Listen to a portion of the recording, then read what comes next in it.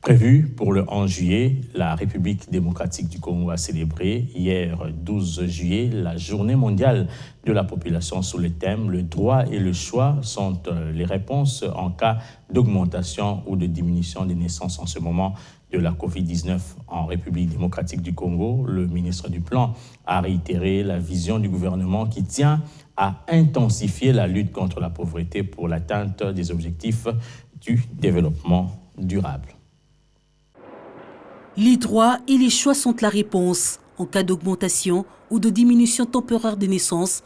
Influencer sur le taux de fécondité ne peut se faire qu'en accordant la priorité à la santé et aux droits en matière de la reproduction. Thème retenu pour célébrer cette année la Journée mondiale de la population.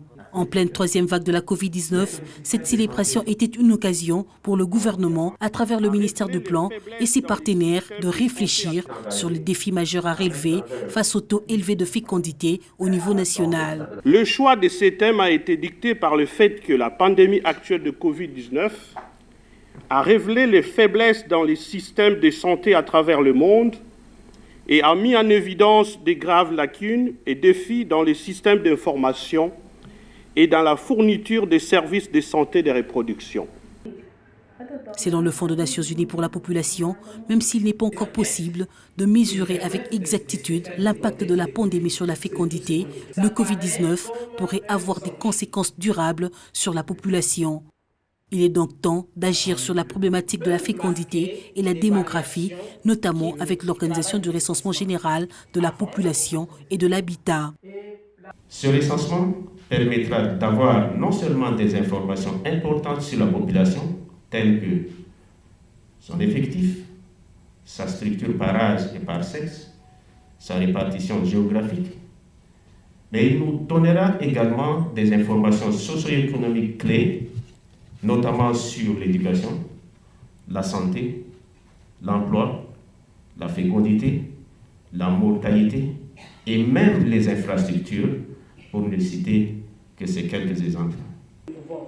Et pour des actions à impact visible, il est impossible de planifier sans identifier. Occasion pour le directeur général de l'ONU de réaffirmer la détermination de la République à identifier et à doter chaque citoyen d'une carte d'identité. Il est impossible, il est difficile de planifier ce que l'on ne connaît pas. Je salue la détermination du président de la République de doter, d'abord de recenser et d'identifier cette population afin de la doter d'une carte d'identité. C'est une mesure salvatrice pour que l'on puisse planifier tout ce qui a un lien direct ou indirect avec la population.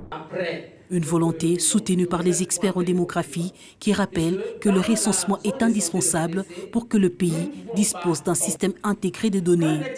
Tous les chiffres de population que nous avons sont basés sur des hypothèses, basées sur ces recensements-là.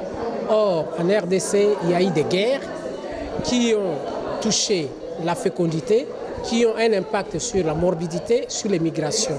Donc nous devons avoir les données fiables si nous voulons réellement planifier pour un développement. Avec un rythme de croissance annuel moyen de la population estimé à 3,3% l'an, les efforts du gouvernement pour lutter contre la pauvreté et éradiquer la faim à l'horizon 2030 peuvent être hypothéqués. L'accès aux services de planification familiale donnera au pays un répit pour investir dans le développement durable.